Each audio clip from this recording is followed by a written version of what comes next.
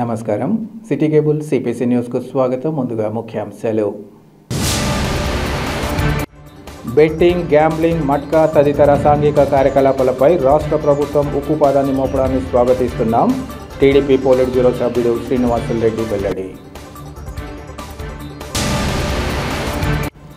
ప్రజాస్వామ్యాన్ని CM Chandrababu, deputy CM Pawan కళ్యాణ్లు అపహాస్యం చేయడం తగదు.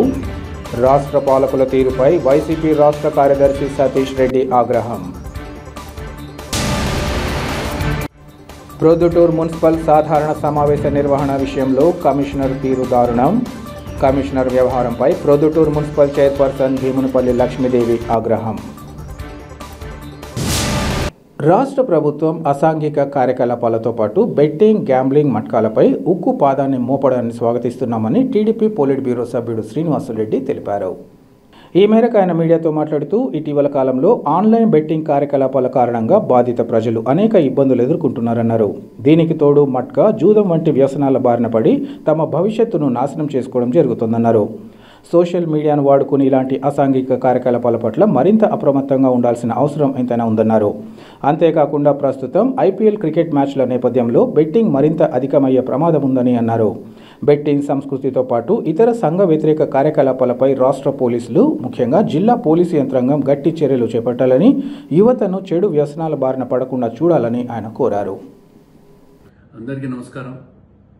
ఈ మధ్యకాలంలో ఆన్లైన్ బెట్టింగ్ యాప్లని, మట్కాలని తక్కువ పెట్టుబడితో ఎక్కువ ఆదాయం వస్తుందని చెప్పి సోషల్ మీడియాలో వస్తున్న వార్తలు, సోషల్ మీడియాలో అడ్వర్టైజ్ చేస్తున్న వ్యక్తుల మీద రాష్ట్ర ప్రభుత్వం, ఆంధ్రప్రదేశ్ రాష్ట్ర ప్రభుత్వం చర్యలు తీసుకుంటున్నందుకు అభినందిస్తున్నాం. అదే సమయంలో ఇటువంటి ఆన్లైన్ బెట్టింగ్ ను ప్రోత్సహించేవారు సోషల్ మీడియాను వాడుకొని యువకులను మోసం చేయడము, రేపు తొందరలో ఐపీఎల్ వస్తా ఉంది, ఐపీఎల్ బెట్టింగ్ల మీద కూడా చాలా మంది యువతను బానిసలు చేసి వాళ్ళ దగ్గర ఉన్న డబ్బులన్నీ కూడా గుంజుకొని మోసం చేసే ప్రయత్నం చేస్తున్న ఇటువంటి అక్రమ వ్యక్తుల మీద రాష్ట్ర ప్రభుత్వం మరింత కఠిన చర్యలు తీసుకోవాలని కోరుకుంటూ, రాష్ట్ర పోలీసులే కాదు, ముఖ్యంగా కడప జిల్లా పోలీసులు ఇటువంటి వ్యక్తుల మీద గట్టి చర్యలు తీసుకోవాలా, యువతను ఇటువంటి ఆక్రమణదారుల మీద నుంచి కాపాడాలా, ఇటువంటి మోసపూరిత ప్రకటనలకు, ఇటువంటి దాంట్లకు బానిసలు కాకుండా యువత మంచి దారిలో నడిచే విధంగా జిల్లా పోలీసులందరూ కూడా చర్యలు తీసుకోవాలని చెప్పి కోరుకుంటున్నాను. నమస్కారం. ఇట్లు మీ శ్రీనివాసరెడ్డి, తెలుగుదేశం పార్టీ కడప జిల్లా అధ్యక్షుడు. వేంపల్లె సబ్ రిజిస్ట్రార్ ఈశ్వరయ్య కారణంగా ప్రజలు తీవ్ర ఇబ్బందులు ఎదుర్కొంటున్న తరుణంలో సత్వరమే ఆయనను సస్పెండ్ చేయాలని కోరుతున్నామని టీడీపీ నేతలు, కార్యాలయ పరిధిలోని గ్రామస్తులు కోరారు. ఈ మేరకు వారు కడపలోని స్టాంప్స్ అండ్ రిజిస్ట్రేషన్ శాఖ డీఐజీకి వినతి పత్రాన్ని సమర్పించారు. అనంతరం వారు మాట్లాడుతూ, తమ అభ్యర్థన మేరకు వేంపల్లె సబ్ రిజిస్ట్రార్పై చర్యలు తీసుకునేందుకు డీఐజీ హామీ ఇవ్వడంపై ఆయనకు ధన్యవాదాలు తెలియజేస్తున్నామన్నారు. సబ్ రిజిస్ట్రార్ అవినీతికి అంతే లేకుండా పోతోందని ఈ సందర్భంగా ఆగ్రహం వ్యక్తం చేశారు. ఇతనిపై గతంలో కూడా ఫిర్యాదు చేయగా విచారణలు సైతం జరిగాయన్నారు. ప్రజలు రిజిస్ట్రేషన్కు వేంపల్లె సబ్ రిజిస్ట్రార్ కార్యాలయానికి వెళితే ఆన్లైన్లో ఉన్న ప్రభుత్వ వాల్యుయేషన్ కంటే అధిక రేటు చెప్పి రిజిస్ట్రేషన్ చేయించడం దారుణమన్నారు. ఈ విషయంగా ప్రశ్నిస్తే రేటు తగ్గిస్తే తనకు ఎంత మేరకు చెల్లించుకుంటారని బహిరంగ అడుగుతున్నారని అన్నారు. గ్రామకరణం జాగాలు రిజిస్టర్ చేయమని అడిగినా 1,00,000 ప్రశ్నలు వేస్తూ ఇబ్బందులకు గురి చేయడం లక్ష్యంగా పనిచేస్తున్నారన్నారు. అంతేకాకుండా సరైన హక్కు లేని దస్తావేజులను అధిక మొత్తంలో డబ్బులు తీసుకుని రిజిస్ట్రేషన్లు చేయడం జరుగుతోందన్నారు. వేంపల్లె సబ్ రిజిస్ట్రార్ డీఐజీపై చర్యలు తీసుకోకపోతే పెద్ద ఎత్తున ఉద్యమించాల్సి వస్తుందని వారు హెచ్చరించారు.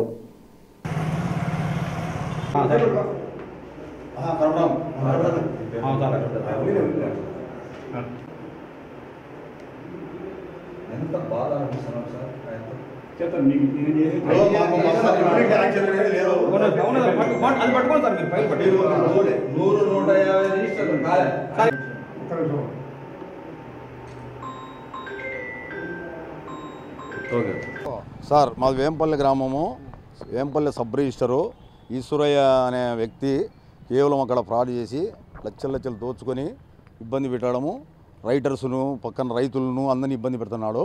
అతనిపైన మేము కంప్లీట్ చేసినాము. గతంలో మినిస్టర్ గారు, మా బీటెక్ రవి ద్వారా మినిస్టర్ దగ్గరికి పోయినాము, అన్నీ చేసినాము. మినిస్టర్ దగ్గర నుంచి ఇక్కడికి కూడా వచ్చింది లెటరు.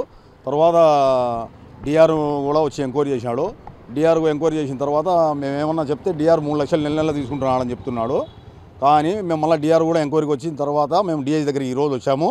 ఈరోజు డిఐజీ గారు మాకు మంచి ఇది చేసినాడు, హామీ ఇచ్చేసినాడు, మంచి హామీ ఇచ్చినాడు. మాకు 12 గంటల 30 నిమిషాలకు సస్పెండ్ ఆర్డర్ మేము ఇస్తున్నాము అన్నాడు. తెలుగుదేశం ప్రభుత్వంలో ఏ అధికారి అవినీతికి పాల్పడినా కూడా ఇదే పరిస్థితి ఉంటుంది అనే పద్ధతిలో మేము వచ్చేసినాము. అదే పద్ధతిలో మా బీటెక్ రవి గారు కూడా మాకు అదే పంపించడం జరిగింది. మాకు ఆయన ఆర్డర్ కూడా చూడండి, మినిస్టర్ అనగాని సత్యప్రసాద్ మినిస్టర్ గారు ఆర్డర్తో మేము వచ్చినాము. ఆయన డిఐజీ గారు ఈరోజు ఎటువంటి పరిస్థితుల్లో ఏంపల్లిలో పనిచేస్తున్న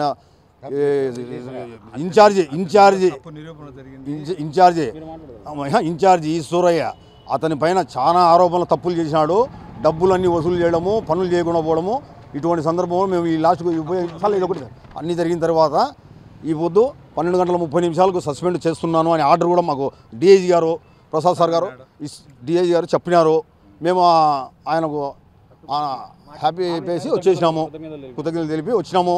మళ్ళీ ఆయన కన్నా 12:30కి యాక్షన్ తీసుకోకపోతే ఈయన ఇక్కడే ధర్నా చేస్తామని కూడా చెప్పాము. మనోహర్ రెడ్డిని, నాది ఊరు ఐవారిపల్లె వేంపల్లె మండలము. సబ్ రిజిస్ట్రార్ గారు కోర్టులో ఓఎస్ నెంబర్ ఉండి కోర్టులో ఉండగా దానికి సంబంధించినటువంటి ఒక రిజిస్ట్రేషను చేస్తే పోయి అడిగితే దాన్ని ఎంట్రీ చేయలేదు, సిస్టంలో ఎంట్రీ చేయలేదు. కానీ బేసిక్ రిజిస్టర్లో ఎంట్రీ చేసిన తర్వాత కూడా ఆ కేసుకు సంబంధించి చూసి అతని దగ్గర నుంచి డబ్బులు తీసుకొని పూర్తిగా రిజిస్టర్ చేశారు. అది పూర్తిగా నిర్ధారణ అయింది. డిఐజీ గారు కూడా ఆ విషయానికి కూడా మేము సంప్రదిస్తే అడిగితే డిఐజీ గారు కూడా క్లియర్ కట్గా చెప్పారు. దానికి సంబంధించి ఆ కోర్టు కేసు ఉంది కాబట్టి అది రిజిస్టర్ జరిగింది కాబట్టి అతను పూర్తిగా తప్పు చేసినాడు కాబట్టి సస్పెండ్ చేసి మీకు ఆర్డర్ ఇస్తాము అని చెప్పినాడు. అతనికి డిఐజీ గారికి కృతజ్ఞతలు తెలుపుకుంటాం ఈ విధంగా. నేను శేషయ్య వేంపల్లె గండి రోడ్డు. మన లెక్కిరెడ్డిపల్లె సబ్ రిజిస్ట్రార్ ఈశ్వరయ్య గారు ఒక సైటు రిజిస్ట్రేషన్ పోవాలంటే అతనికి చూడాలని ఎక్కడ నిబంధనలు లేవు, డిఆర్ చెప్పినాడు. మేము పోతే ఇప్పుడు ఫోటో తేండి అంటాడు. ఫోటో తెచ్చినాక మళ్ళీ నేను అటు రావాలా, ఆటోలు పిలిచండి, లేదంటే కారు పెట్టండి, మేము వచ్చి చూడాలా అంటాడు. ఈ విధంగా సతాయిస్తున్నాడు. మళ్ళా తర్వాత ఒక మిద్దెను రిజిస్ట్రేషన్ చేయాలంటే ఆ మిద్దె కొలతలు వేసి చెక్కుబిందు వేసి నువ్వు ఎంఆర్ఓ దగ్గర సర్టిఫికేట్ తెస్తే నేను చేస్తానంటాడు. ఒక 4 ఎకరాల భూమిలో ఆ మాదిరి ప్లాట్ వేసింటారు. ప్రతి ప్లాటుకు ఆ మాదిరి సర్టిఫికేట్ తీయాలంటే వీలు పడుతుందా, లేదంటే నేను చేయనంటున్నాడు. ఇతని వలన అయ్యే రిజిస్టర్లు కూడా ఎనిక్కిపోతున్నాయి, రెవెన్యూ లోడ్ తగ్గుతూ ఉంది. ఇప్పటికి దాదాపు 100-150 రిజిస్టర్లు నిలబెట్టుకున్నారు. ఇంత నీచుడు నికృష్టుడు మాకు 25 ఏళ్ళ ముందు కూడా ఏ సబ్ రిజిస్టరు లేడు. ఇది ఈరోజు మేము డిఐజీ దగ్గరికి వచ్చినా మేము చెప్పినాము. డిఐజీ ఏముంటున్నా అంటే నేను ఈరోజు 12:30 కల్లా అతని మీద యాక్షన్ తీసుకుంటాను, మీకు సస్పెండ్ ఆర్డర్ కూడా ఇస్తానంటే మేము విరమించుకొని వచ్చినాము. ఇంకొకటి సార్, ఒక సర్వే నంబర్లో 519-1 అనేది 2006లో మామూలుగా పట్టాభూమి అయితే తర్వాత 4 ఏళ్లకు బైపాస్ రోడ్డు వచ్చినప్పుడు దాన్ని సబ్ డివిజన్ చేశారు. సబ్ డివిజన్ చేసినప్పుడు 3 ఎకరాల 42 సెంట్లు పట్టాభూమిగా రోడ్డుకు పోయింది సపరేట్గా, అది ఒక లెటరు. అక్కడ కాలనీ వస్తే ఆ కాలనీకి ఒక లెటర్ చేసి ఆ ఆర్డర్ కూడా ఎంఆర్ఓ గారు ఇచ్చినారు. ఆ ఆర్డర్ ప్రకారము మేము దాంట్లో 5 సెంట్లు రిజిస్టర్ చేయమని మేము పెడితే సిఎస్ నంబర్ ఇచ్చిన తర్వాత నేను చేయను, ఆ కొలతలు వేసి చెక్కుబిందు చేసి సర్టిఫికేట్ తెమ్మని అడుగుతున్నాడు. ఈ మాదిరిగా ఏమన్నంటే మీ ఇష్టం చేసుకోండి, నేను కూడా పై అధికారులకు కవర్లో పెట్టి డబ్బులు ఇస్తున్నాను, మీరు ఏం చేసుకుంటారో చేసుకోకండి, నాకు కూడా 12-13 కోట్ల ఆస్తి నన్ను ఎవరు ఏం చేయలేరు అంటున్నాడు. ఇది సమస్య సార్. అసెంబ్లీ సమావేశాల ముగింపు సందర్భంగా నిర్వహించిన సాంస్కృతిక కార్యక్రమాలలో యాంకర్గా నిర్వహించి ప్రజాస్వామ్యాన్ని ముఖ్యమంత్రి చంద్రబాబు, ఉప ముఖ్యమంత్రి పవన్ కళ్యాణ్లు అపహాస్యం చేశారని వైసీపీ రాష్ట్ర కార్యదర్శి సతీష్ రెడ్డి మండిపడ్డారు. కడప నగరంలోని వైసీపీ కార్యాలయంలో ఏర్పాటు చేసిన విలేకరుల సమావేశంలో ఆయన మాట్లాడారు. కేవలం మాజీ సీఎం జగన్ను హేళన చేసేందుకు ఈ కార్యక్రమాన్ని నిర్వహించారనిపిస్తోందన్నారు.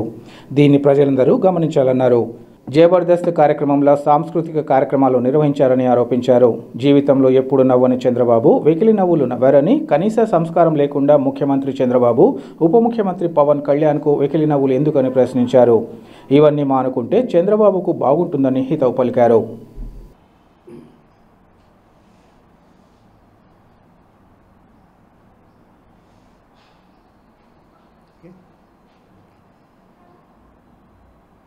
నిన్న అసెంబ్లీ సమావేశాల ముగింపు సందర్భంగా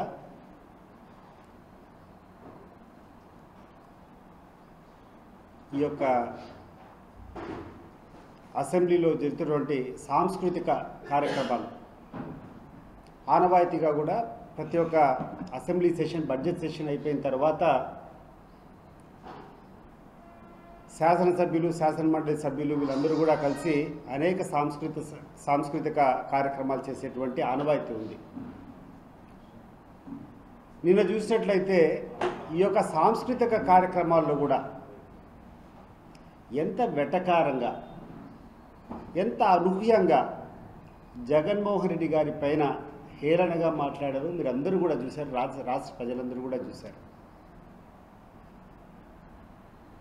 మామూలుగా చంద్రబాబు నాయుడు గారి గురించి మాట్లాడాల్సి వస్తే చంద్రబాబు నాయుడు గారు అంటాం, కానీ అది చూసిన తర్వాత ఆయన వ్యవహరించినటువంటి తీరు చూసిన తర్వాత ఇంకా జీవితంలో గారు అని పిలిచాల్సినటువంటి అర్హత అని కోల్పోయినాడు.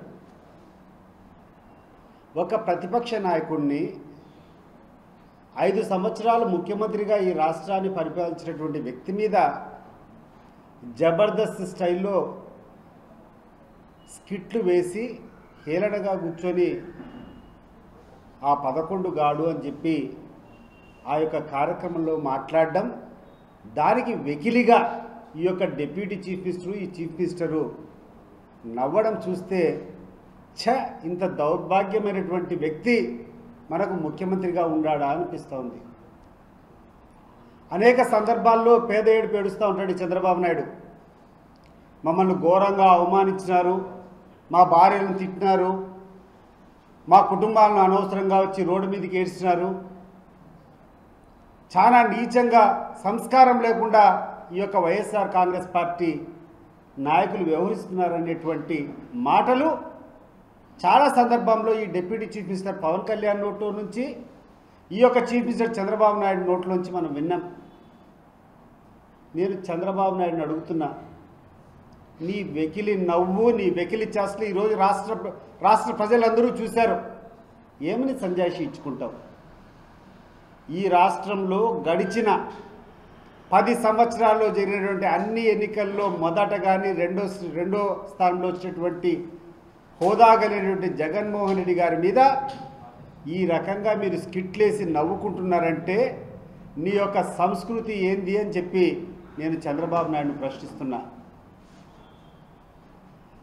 చాలా చాలా హుందా అయినటువంటి వ్యక్తి, చాలా గౌరవంగా మెలిగేటువంటి వ్యక్తిగా నిన్ను ప్రొజెక్ట్ చేసుకుంటావు.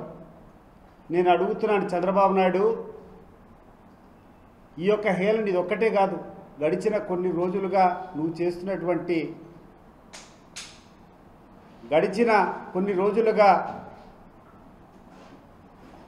నీ యొక్క వ్యవహార శైలిని ప్రశ్నించదలుచుకున్నా. మామూలుగా భారతదేశంలో ఆడవాళ్ళను చాలా గౌరవంతో మనమందరం కూడా చూసుకుంటాం. బస్సుల్లో ఎక్కడ ప్రయాణం చేసినా ఆడవాళ్ళు ఎక్కడైనా నిలబడుకొని ఉంటే ఆడవాళ్ళని కూర్చోబెట్టాలని చెప్పేసి వాళ్ళకి సీట్లు కేటాయించి మగవాళ్ళు నిలబడుకునేటువంటి స్థానం. అటువంటి ఆడవారిలో ఆడతనం పక్కన పెట్టి నిస్సిగ్గుగా తొడగొట్టి నా కొడకల్లారా అని చెప్పి మాట్లాడినటువంటి వ్యక్తిని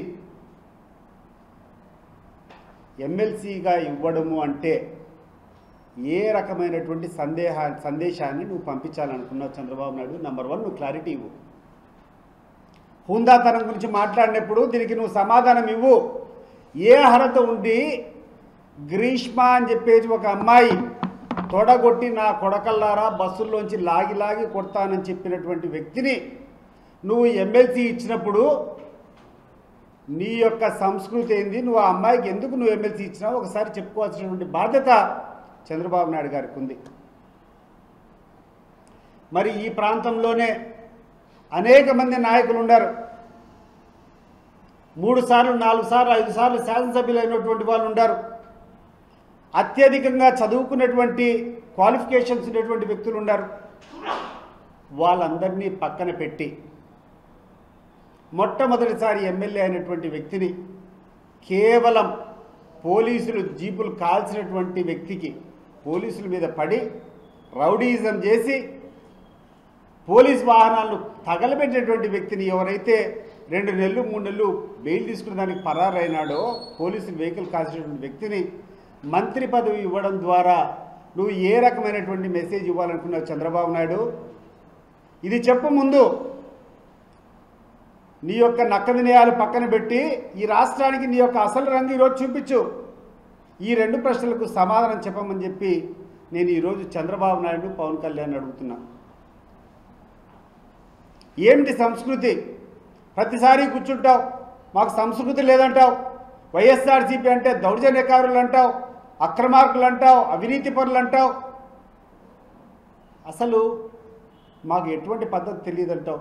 ఈ 2 కారణాలు నువ్వు చెప్తే తర్వాత ఈ రాష్ట్ర ప్రజలంతా నువ్వు ఏందో నీ గురించి చెప్తారు. ఈరోజు పొద్దున 3 గంటలకు మా పులివెందుల నియోజకవర్గం నుంచి పవన్ కుమార్ అనేటువంటి ఒక వ్యక్తిని తీసుకొని పోలీసులు తీసుకొని పోయినారు.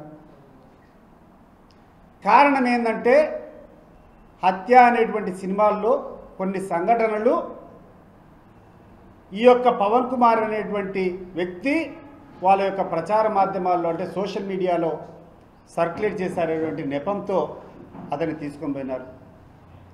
నేను అడుగుతున్నాను పోలీస్ వారిని, ఏం తప్పు చేశాడయ్యా పవన్ కుమారు? ఒక సినిమా తీశారు, ఆ సినిమా సెన్సార్ సర్టిఫికేట్ అయిపోయింది, సెన్సార్ సర్టిఫికేట్ ఇచ్చారు. సెన్సార్ సర్టిఫికేట్ ఇచ్చారంటే దాంట్లో తప్పు లేనట్టే కదా. ఒక సినిమాలో ఉన్నటువంటి క్లిప్పింగ్లు నువ్వు సర్క్యులేట్ చేస్తే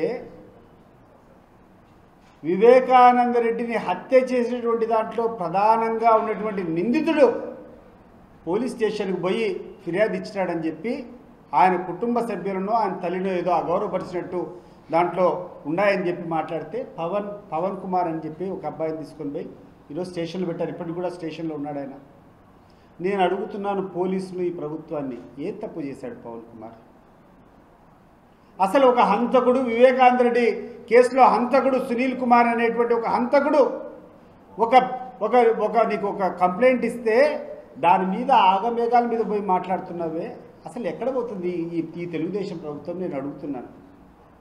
దీన్ని బట్టి అర్థం కావడం లేదా? ఈ సునీల్ కుమారు ఆ తర్వాత ఈ హత్య చేసుకున్న వాళ్ళందరూ ఒకటే పార్టీ ఒకటే కథ అనేది అర్థం కావడం లేదా?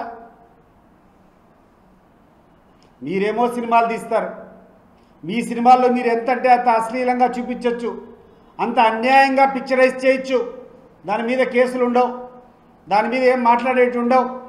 వివేకం అని చెప్పి ఒక సినిమా తీశారు, దాంట్లో ఎంత దౌర్భాగ్యంగా ఉన్నాయంటే మా యొక్క లీడర్ను ఎంతో గౌరవంగా మేము చూసుకునేటువంటి వ్యక్తుల పట్ల మీరు చూపించినటువంటి పిక్చరైజేషన్ చూస్తే ఏమనాలో కూడా అర్థం కాదు. అంత హృదయం ద్రవించే రకంగా మీరు పిక్చరైజ్ చేశారు.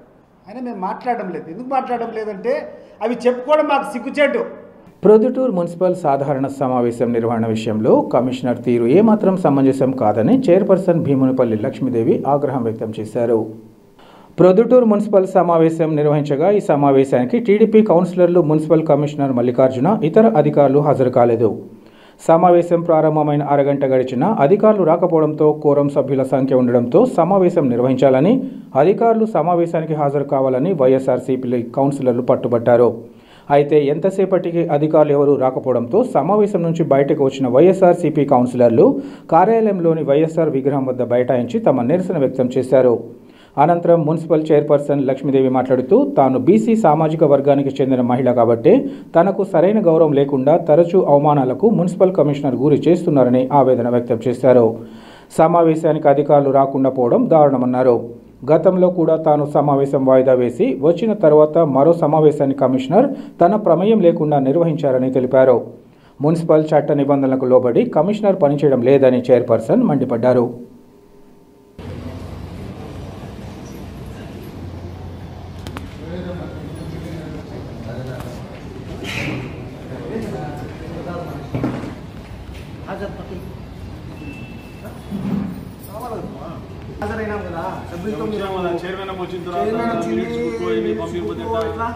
మేము హాజరు సంతకాలు పెట్టాలి కదా. మేము వచ్చినాము,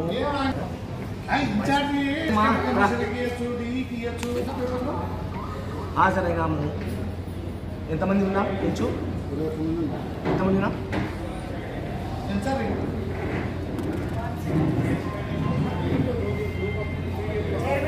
21 మంది ఉన్నాం.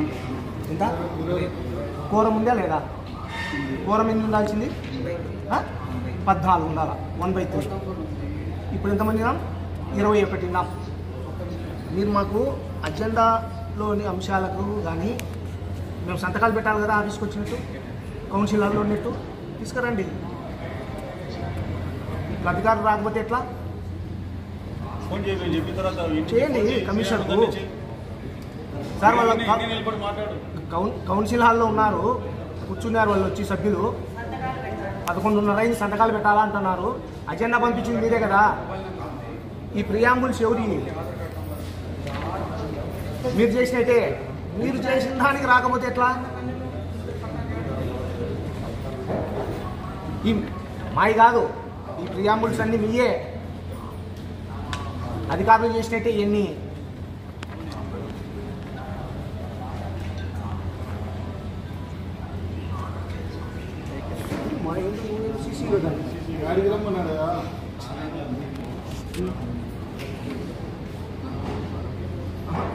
కింది పోయి ఏం చేయాలా?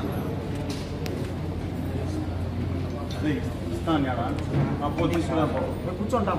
ఇంకొక లేదు, ఇంకో కమిషనర్ గారు ఇంకొక హాఫ్ అన్ అవర్ అయినా పర్వాలే.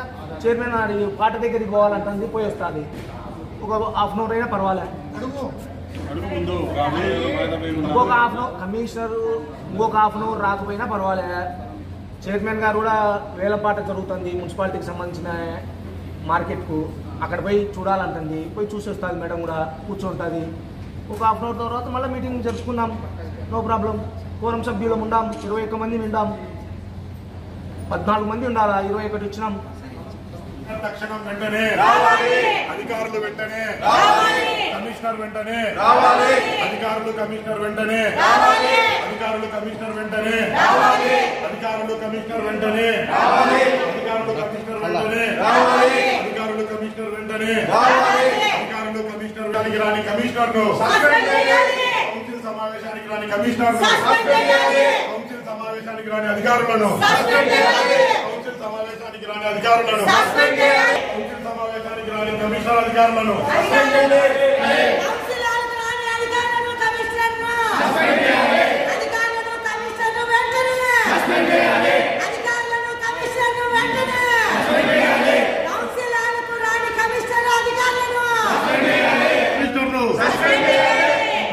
సమస్యలు పట్టించుకొని కమిషనర్ ను అగౌరవపడుతున్న కమిషనర్ ను ప్రభుత్వానికి తొత్తులుగా మారిన ఈ కమిషనర్ ను ప్రభుత్వానికి తొత్తులుగా మారిన ఈ అధికారులను. అందరికి నమస్కారం అండి. ఈరోజు కౌన్సిలింగ్ సమావేశము ఏర్పాటు చేస్తున్నాము. కానీ 11 కని టైం పెట్టింటే కమిషనర్ సార్ కానీ దానికి అధికారులు కానీ దానికి సంబంధించిన అధికారులు కానీ ఎవరు 12 అవుతుంది ఇప్పటికీ రాలేదు. కానీ మాకు ఏ మాట చెప్పలేదు. అందుకని ఒక అర్ధగంట వాయిదా వేస్తాము. తర్వాత మళ్ళీ వచ్చి కూర్చుంటాం మీడే అర్ధగంట తర్వాత. అంతవరకు రాకుండా ఉంటే మళ్ళీ తర్వాత మళ్ళీ చెప్తాం మీకు ఏ మాట అయింది.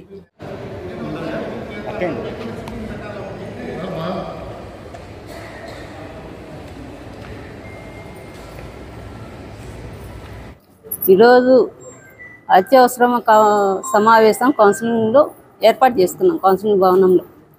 కానీ కమిషనర్ సార్ ఇదో వస్తున్నాం అని చెప్పి తీరే టైం అయినాక పోయి హాస్పిటల్లో కూర్చున్నాం. మేము 21 మంది ఉన్నాం, చైర్మన్తో సహా వైస్ చైర్మన్లు కౌన్సిలర్లు అంతా కలిపి. కోరం ఉంది. అధికారులు కమిషనర్ సార్ బాగాలేదు రాలేంటే సరే, అధికారులు ఉన్నారు కదా, ఎంఈ ఉన్నారు, ఆర్వే ఉన్నారు, ఇంతమంది అధికారులు ఉన్నారు. ఇంత మున్సిపల్ ఆఫీస్లో ఇంతమంది అధికారులు ఉన్నారు. కానీ ఒక్కరినన్నా పంపించచ్చు కదా. కానీ వాళ్ళు కూడా ఎవరు రాలే. అధికారులు ఒక్కరు రాలే. ఇప్పుడు ఈరోజు ఏం సెలవు లేదు, అసలు ఏం లేదు, ఒక్కరు రాలే. మమ్మల్ని అందరినీ చాలా అవమానిస్తున్నారు. ఈ కమిషన్ సారు 3 నెలల మించి ఇట్లే చేస్తున్నాడు.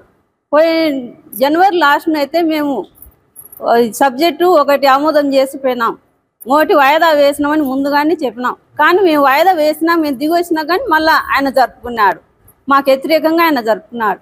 మళ్ళీ నెలలో పెట్టమంటే మేము కౌన్సిలింగ్ ఈ అసెంబ్లీ సమావేశంలో పెట్టమన్నారు. సర్లేని గమ్మున మళ్ళీ ఇప్పుడు 2 వారాలు 10 రోజుల నుంచి చెప్తానే ఉన్నాం. కుదరదని లాస్ట్కి ఈరోజేమో రెడీ చేస్తున్నారు. అన్నీ రెడీ చేసి తీరే టైం అయినాక రాలేదు. కానీ నేను మహిళననే కదా ఈ కమిషనర్ సార్ నాకు ఇంత అవమానం చేస్తున్నాడు. బీసీ మహిళని 10 నిమిషాలు ఈ మహిళను ఏం మెతుకోళ్ళము ఏం అన్నలేమనే కదా మీరు మాకు ఇంతగా అవమానం చేస్తున్నారు. ఈసారి కమిషనర్ సార్ 3 నెలల నుంచి ఇట్లనే చేస్తున్నారు. ఈసారి నెక్స్ట్ ఇప్పుడు ఈరోజు మేము సాయంత్రం వరకు ఇక్కడే ఉంటాం. పోము అసలు ఇంటికి కూడా సాయంత్రం ఆఫీస్ టైం అయిపోయేంత వరకు ఉంటాం. మాకు ఎవరో రావాల్సిందే అధికారులు. కమిషనర్ సార్ ఒక్కరికి బాగలేదు సరే, మీద అధికారులు అందుకు ఏమైంది? అందరూ ఏమైనా హాస్పిటల్లో చేరినారా? ఏం లేదు కదా, అందరు బాగానే ఉన్నారు కదా, వాళ్ళు ఎందుకు రాలేదు? మేము సాయంత్రం వరకు ఉంటాం, మాకేమాట చెప్పాలి కమిషనర్ సార్. రాష్ట్రంలోని ముస్లిం మైనార్టీల పట్ల అభిమానంతో అనేక వ్యయ ప్రయాసాలు పడి విజయవాడ ఎంబార్కేషన్ పాయింట్ ఏర్పాటు చేస్తే దాని గురించి కొంతమంది టీడీపీ నేతలు మాట్లాడడం వారికి మైనార్టీల పట్ల ఉన్న చిత్తశుద్ధిని తెలియజేస్తోందని వైసీపీ కార్పొరేటర్ షఫీ ఇతర వైసీపీ మైనార్టీ నేతలు తెలిపారు. కడప నగరంలో ఏర్పాటు చేసిన విలేకరుల సమావేశంలో వారు మాట్లాడారు. విజయవాడ ఎంబార్కేషన్ సెంటర్ ఏర్పాటులో అనేక వ్యయ ప్రయాసాలు ఎదుర్కోవడం జరిగిందన్నారు. అయితే ఈ సెంటర్ ఏర్పాటుతో మాజీ సీఎం వైఎస్ జగన్, మాజీ ఉప ముఖ్యమంత్రి అంజద్ బాషాకు మంచి పేరు వస్తుందన్న కారణంతోనే కూటమి ప్రభుత్వం విజయవాడ ఎంబార్కేషన్ పాయింట్ రద్దు చేయించిందన్నారు. తమ ప్రభుత్వ హయాంలో పవిత్ర హజ్ యాత్రికులకు ఎంబార్కేషన్ పాయింట్ ఏర్పాటుతో పాటు కోట్లాది రూపాయలు చెల్లించి యాత్రికుల హజ్ యాత్ర పూర్తి చేయించిన విషయాన్ని టీడీపీ నేతలు తెలుసుకోవాలన్నారు. ఇప్పటికైనా టీడీపీ నేతలు వాస్తవాలు మాట్లాడుతూ ముస్లిం మైనార్టీల పట్ల తమ అభిమానాన్ని చాటుకోవాలని వారు కోరారు. ఎంబార్కేషన్ పాయింట్ మన విజయవాడకు తీసుకురావడం జరిగింది. జగన్మోహన్ రెడ్డి గారు ముఖ్యమంత్రిగా ఉన్నప్పుడు వీరు హజ్కు వెళ్ళారు. మన ఆంధ్ర రాష్ట్రానికి సంబంధించిన ముస్లింలు వారి కోసము ప్రత్యేకంగా ఇక్కడి నుంచి ఒక ఫ్లైట్ పెట్టి ఇక్కడి నుండి డైరెక్టుగా సౌదీ అరేబియాకు పోవడానికి హజ్ చేయడానికి మా యొక్క అప్పటి ముఖ్యమంత్రి వర్యులు శ్రీ జగన్మోహన్ రెడ్డి గారు, ఉప ముఖ్యమంత్రి అంజద్ బాషా గారు, హజ్ కమిటీ చైర్మన్ గారు ఎన్నో కష్టాలు పడి ఇక్కడ నుంచి ఎంబార్కేషన్ పాయింట్ తీసుకొని వస్తే ఈరోజు తెలుగుదేశం పార్టీ నాయకులు మాట్లాడతారు, ఇక్కడి నుంచి పోతే ఏం, ఇంకొక చోటు నుంచి పోతే ఏం అని చెప్తున్నారు. అయ్యా మీకైతే అలవాటు, ఎందుకంటే వేరే జెండాలు మోసుకొని వేరే పార్టీలతో కలయిక చేసుకొని మీరైతే చేయగలుగుతారు. ఎలాగా? ఒకసారి బీజేపీతో, జనసేనతో, మీరు ఒక తెలుగుదేశంతో. అట్లాగే మన రాష్ట్రము, మన తెలుగు రాష్ట్రము ఇక్కడి నుంచి మా రాష్ట్రం నుంచి పోవాలని ప్రతి ఒక్కరి కోరిక. అటువంటిది బెంగళూరు నుంచి పోతే ఏం, హైదరాబాద్ నుంచి పోతే ఏమని మీరు వ్యంగ్యంగా మాట్లాడుతుంటే మీకు ముస్లింల పట్ల ఎంతది అవగాహన, ప్రేమ ఉండేదని తెలుస్తుంది. అయ్యా మేము అడుగుతున్నాం, 2023లో అప్పటి జగన్మోహన్ రెడ్డి గారు ముఖ్యమంత్రిగా ఉన్నప్పుడు 14.5 కోట్ల రూపాయలతో వాళ్ళు ప్రతి ఒక్కరికి 80,000 రూపాయలు వెచ్చించి వాళ్ళు పోవడానికి సహకరించినటువంటి వాస్తవమా కాదా? ఫ్లైట్లు కొత్తగా ఎంబార్కేషన్ పాయింట్ పెట్టారు. అక్కడి నుంచి పోవాలంటే కొన్ని ప్రయాసాలు ఉంటాయి. దానికి మా ప్రభుత్వం డబ్బులు వెచ్చించి మా ఆంధ్ర రాష్ట్రానికి పేరు రావాలా, ఆంధ్ర రాష్ట్రం నుంచి ఎంబార్కేషన్ పాయింట్ ఉండాలని కష్టపడి తీసుకుని వస్తే ఈరోజు మీరు 24లో ఓటాన్ బడ్జెట్లో మా జగన్మోహన్ రెడ్డి గారు ఎలక్షన్లకు ముందు 14.04 కోట్ల రూపాయలు పెడితే ఆ డబ్బు ఏమైందని అడుగుతున్నాం. అప్పుడు హజ్కు పోయినటువంటి వాళ్ళు ఇక్కడ విజయవాడకు మేము పోమురాముర్రో అన్నారు. ఎందుకో తెలుసా?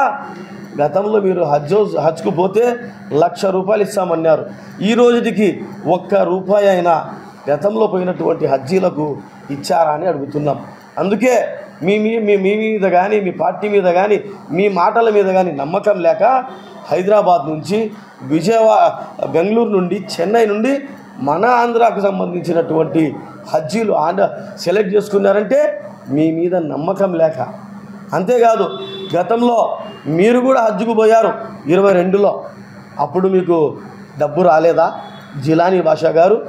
మరి అలాగే 23లో రఫీక్ ఖాన్ అనే తెలుగుదేశం పార్టీకి సంబంధించిన వారు మీరు 22లో వాళ్ళు 23లో పోయిన వారు ఒక్కసారి మీరు తెలుగుదేశం పార్టీ అని కానీ బీజేపీ పార్టీ వాళ్ళు అని కానీ జనసేన అని కానీ ఆ రోజు మేము ఆ తారతమ్యం పెట్టకుండా అందరికీ సహకరించినటువంటి ఘనత మా అంజద్ బాషాది, మా జగన్మోహన్ రెడ్డిది.